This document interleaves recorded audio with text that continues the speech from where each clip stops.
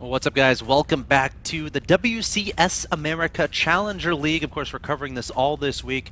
WCS America Finals will be this weekend, so make sure you tune in for that as well. But before we head into the next match of the day, youtube.com/official MLGSC2. If you missed anything that has happened on stream, if you missed anything WCS America related so far, all the VODs are available in 1080p HD at youtube.com/official MLGSC2.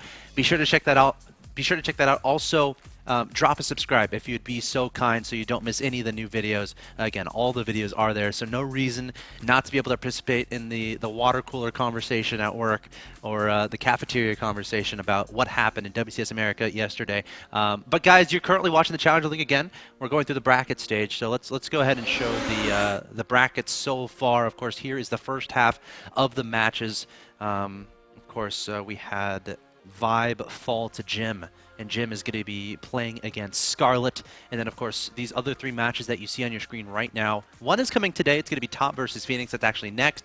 Ian versus Majors happening tomorrow. State versus Theognis is also happening tomorrow. Of course, to look at the other side of the bracket, we have the other four matches of this stage of the bracket of the Challenger League. Of course, Ghost User just falling to Kapach there. Kapach going to be playing Nesty. That'll be played on Wednesday or Thursday.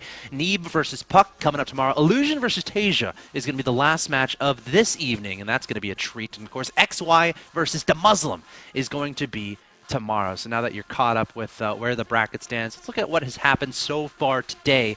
For those of you just now joining us, and a reminder, all these videos, all these games available on YouTube. If you missed them, Vibe falling to Jim 0-2, Ghost User falling to Kapach 1-2, which leads us to our third match of the night. It's going to be Fenix versus Top. And Protoss is doing pretty well today, Mr. Nick.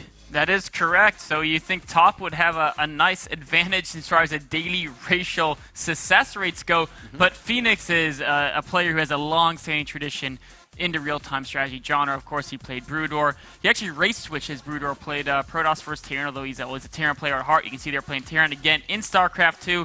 One of the top players from South America, along with Kapach. I think you could actually say, a lot of people would say Fenix is been one of the top South American champions for a very long time over the recent last year or two. Maybe Killer has had a little more success, but in early StarCraft 2 and all throughout Brood War, we talked about who's the best player from South America. Yeah. People say, oh, he's obviously Fenix from Peru, a true champion of these games. It's funny, we go from a Jim to a Giancarlo Joan Moraria Alejo. It's pretty interesting indeed. Of course, Fenix, we'll have to see how he does against his opponent Top. Now, Top might be a little bit lesser known, a player from China trying to make a stand here at WCS America. He actually got through the Challenger qualifier and defeated Killer in the first round of the bracket. So we'll have to see how they fare. The two players in the lobby right now, I'm going to ask if they are ready. Got a PVT going to happen right now, or at least coming up. Of course, we open the day with 2 PVZs, so nice to see some variety. But Fenix versus Top should be a good one. I feel like Top might be the favorite, but Fenix is such an interesting and wonky playstyle. I mean, you just said Top took out Killer in the first round of the bracket, and Killer, most people say, is the best player from South America. So Fenix, another player from South America, he's got to revenge his fallen comrade there. Of course, Killer from Chile, Fenix from Peru, but definitely from the same continental region there. And he's got a chance to look at Top's games. Of course, that was PVZ. Yes. And he's a Terran. On paper, Top is a stronger player, but on paper, Ghost User was a stronger player than Kapach, and we saw Kapach put out a lot of builds that we never saw. The War Prism Gateway All-In is a very rare build nowadays, and even rarer is a Proxy 2 Gate. The South Americans really pull out some of these builds we haven't seen for a little while, and they're catching players off guard. Can Fenix do the same against Top? Yeah, great play there from Kapach, playing to his opponent and really trying to throw his opponent off guard, and it definitely worked. But again, he's going to have to play against Nesty, so we'll have to see if he can do similar things there. Again, those matches coming Wednesday and Thursday. But here we are in Game 1 of your third best of 3 of the night. I have the pleasure of introducing our two players in the top left-hand location. Present your green, or actually your green Terran player, hailing from Peru. He was 4th in his group, involving Nesty, Apocalypse, and Minigun. Defeated Bales in the first round of the Challenger League bracket stage. He is Fenix. Of course, his opponent in the bottom right-hand location, your blue Protoss player who we don't know too much about. He hails from China and has an awesome, actually, His awesome team name is actually Zenith of Origin. Of course, he is top. I want to be on Zenith of Origin. That is a pretty awesome team name. It's a sick name. We see Fenix going with a gas first build, which is not particularly common against Protoss. This is a build I'd say you see most often in Terran versus Terran. The reason why you get the gas so fast is to get a factory up as quick as possible. Or if you're Apocalypse, like double Rax Yes. Reaper, something like that. We may see that from Fenix too. Maybe. I have seen him do some crazy builds with Reapers.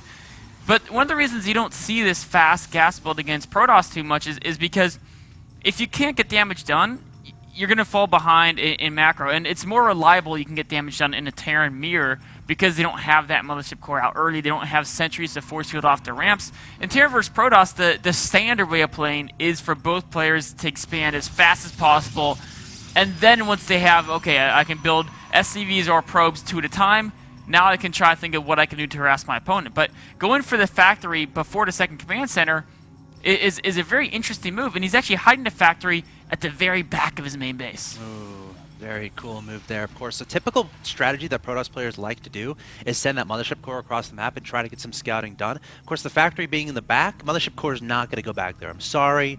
It's not going to happen. So again, trying to hide that information from his opponent. Really cool move here from Fenix. But, you know, I love your point. It seems like, you know, right when those Widowmine drops started happening, right when those really early aggressive styles from Terran started happening, Protoss players were having a lot of trouble. But as the metagame evolves, it seems like Protoss players are being able to identify exactly what they have to do to make sure these hyper-aggressive builds from Terran players don't do a lot of damage. They're able to keep a lot of their probes alive, go into the mid-game with a lead. Now, we're going to have to see, you know, how Fenix kind of changes things up because, you know, it's been tough for Terran players recently to get that damage done with these early factory builds. But Fenix obviously knows what he's doing. He did prepare this build, and we're seeing, look at this, top going for a very fast Twilight Council, but it is in a very awkward situation. It's where medevacs normally come on in. So, you know, this might be an attempted Dark Templar rush here from top, but I don't know how well that's going to work here. This is a really interesting build. Both players going for one base builds. The Protoss build, with the amount of chrono he has saved up on the Nexus, it's most likely he's going for a one base 4-gate blink build. Yes.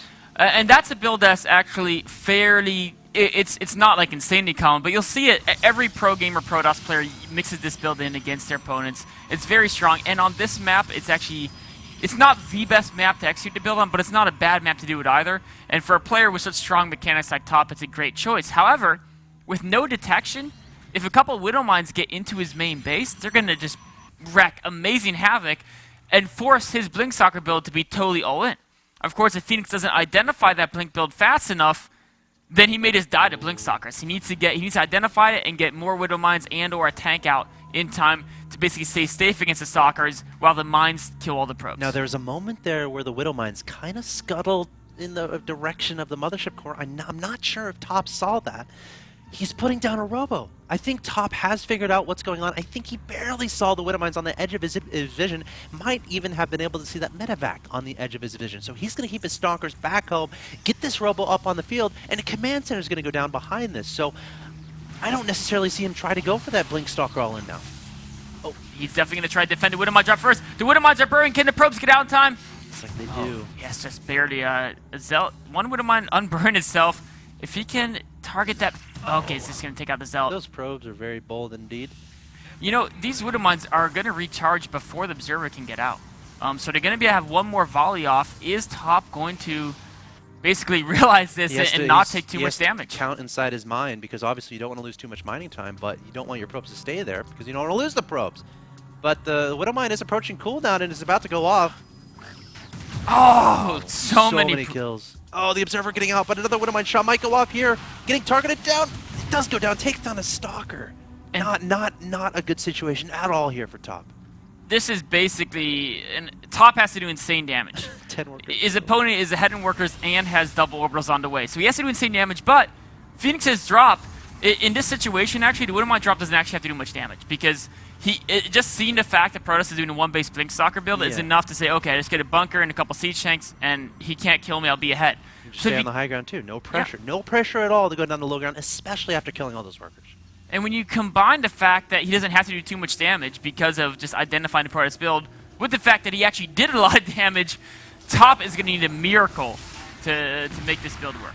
One Stalker trying to find out what's going on for his buddy's going to blink back before dying, but Observer coming for, I don't see how this is going to work. I really don't. It's 50 to 39. What an interesting clash of builds here too. Not something you see every day. A little bit unlucky, I guess, for top it seems, and again, losing all those probes is never fun. Stalkers blinking into the main base, taking down a supply depot, and Fenix going to maneuver around a little bit with these siege tanks. Don't want to move around too much. Marauder acting like a hero. The Stalker's blinking forward, but right into a bunker. The tank needs to get repaired by the SCVs. He's not going to get repaired. The SCV's going to get pulled.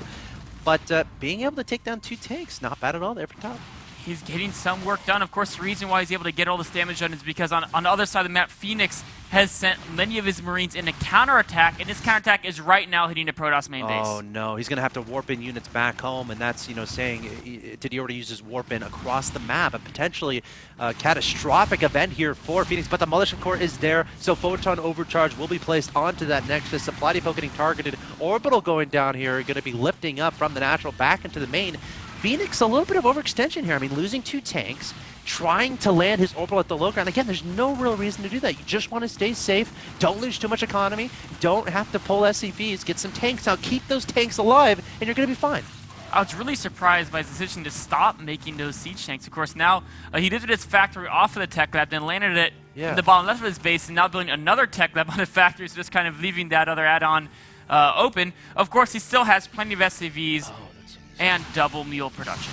That stim can get targeted down, and it's going to get targeted down. SCVs need to repair that. They're actually going to get pulled to try to kill the Stalkers. You got to keep that stim alive at this point. The Stalker's going to try to target it down. It's going to be very close. Oh no, the tech goes down. Did stim finish?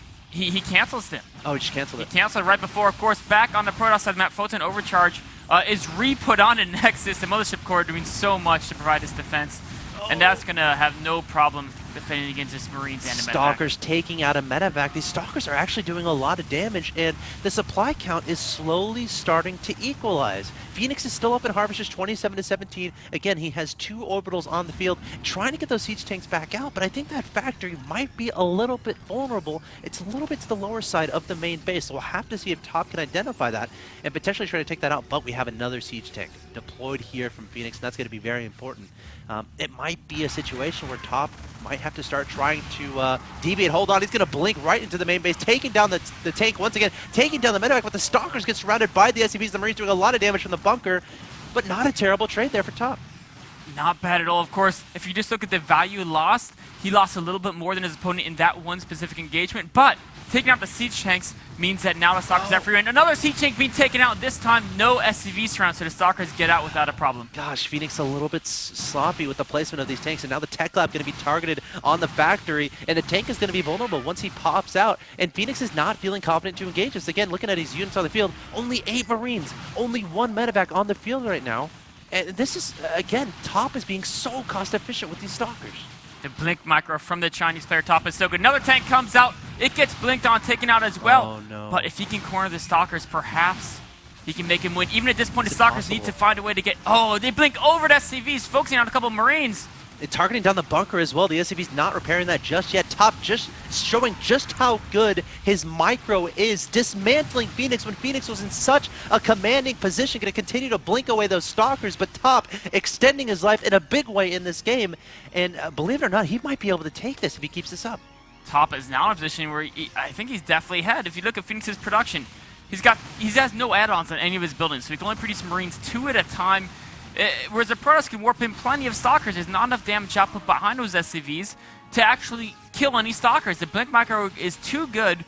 All these trades are going so much into Protoss' favor. Now we know why Top did this build. We could see how good he is with these units, especially when he was as far behind as he was. Top coming, or actually Fenix coming forward, trying to clean up these Stalkers, but there's just too much. He's going to even get an offensive blink and try to target on the medevac, dropping the Marines and Marauders on top of that bunker, trying to get those inside, but a Barracks goes down, Orbital getting targeted down, and there's the GG from Fenix. Wow, Top taking game number 1, and that's a situation where Fenix, he has to be kicking himself a little bit, because I felt like he was in a nice position. He had 2 siege tanks, he had a bunker, but at that point, I think he was like, you know what? I'm safe. I'm good. I don't have to worry. I'm going to move my orbital to my natural expansion. I'm going to move my factory away from the tech lab and start up stim by putting a barracks on it, because I'm ready to start planning on my counterattack to kill my opponent What he didn't know was Top is super, super, stupid good with those Stalkers, and he's able to take advantage of great micro, taking out those 2 tanks, and then eventually taking victory. This was just such beautiful micro by Top. You know what's interesting is that he actually built Stim in a tech lab that was exposed, even though he had that tech lab at the very back of his main that the factory abandoned. He just never used that tech lab ever, which was a very interesting choice. And in this counterattack, he didn't really get anything done with it. If those 6 Marines from the very start were there to protect the first 2 tanks, of course Top could have never blinked the top of the tanks, and then if you couldn't have blinked the top of the tanks, once there's 3 tanks, it's over. 3 tanks is enough to lose so many Stalkers trying to take those out. Just beautiful, beautiful play by Top with the micro there. Yeah. And the base wasn't really constructed well by Fenix. He had to bunker in a tank, but there was a large empty space just south of where that tank was positioned, so the Stalkers could all blink in and focus it down. That's the space where you want to put in your barracks or your factories. Instead, you had the barracks and the factories far away from the tank, which not only exposed the tank, but also exposed the barracks and the factories, made it much, much more difficult to execute that defense. Pretty heartbreaking loss there for Fenix in Game 1. I think we can all agree in saying that he had a very comfortable lead, just had to play it right. But the thing is, Top doing pretty much everything right in that game. It was a situation where he kind of had to be perfect with the Stalker micro, and he pretty much was. To be able to take down game number 1, of course, this is a best of 3, so Fenix can still win 2 in a row, but Top is 1 win away from advancing to the next round of this Challenger League bracket stage. Guys, stay tuned. Game 2 between Fenix and Top coming up.